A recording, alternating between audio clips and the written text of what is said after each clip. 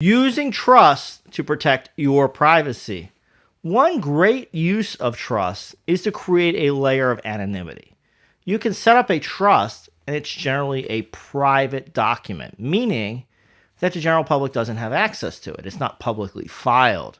So, if you name the trust correctly and you have a private trust agreement, people may not know who actually has ownership of the asset, who has actual real economic ownership, because the trust won't disclose that. Now, there are times when you need to register ownership or that you exist, right? So maybe you have an LLC and your state requires that the owner be disclosed. Many states have that in their state filing requirements. Some states don't, like Delaware, Wyoming, etc., but some states do, like Texas. So if you're in a situation where your ownership or your control parties need to be disclosed, sometimes a trust makes sense. Can also work in real estate holdings as well.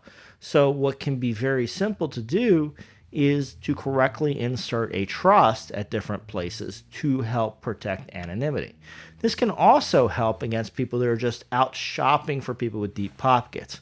Maybe you've accumulated some assets through the course of your hard work, your business career, and your life, and you just want to keep those protected. You don't want people knowing that you have a lot of assets beyond what they can just naturally see by seeing your car or your house.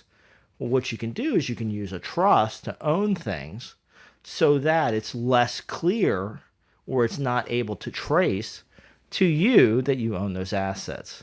So a trust can be a great privacy tool, but it's got to be done correctly. A lot of times the trustee ends up being disclosed, so you want to make sure you have an area of separation between the trustee and the who is actually the beneficiary or the person that owns the trust. So you have to think about that. You also have to think about, can you do this in a compliant legal manner? You have to make sure you set up those trusts properly. But it's a tool to put in your tool chest and to think about. And that's what we like to talk about on this channel. Different tools, different things you can work through. Obviously, we can't give you direct attorney-client advice on yourself, your situation. You got to do that with an attorney licensed in your jurisdiction. But this channel is here to educate you, give you some ideas, give you some tips, give you some things you might want to consider with that attorney. If you have questions, drop them below, but remember your questions will not be protected. We can respond to them perhaps, but keep them very general. For things that you need to keep private, you need actual legal advice for, consult an attorney licensed in your jurisdiction. And I hope you subscribe to the channel so we can talk more about business, business law, the future, etc. in future videos.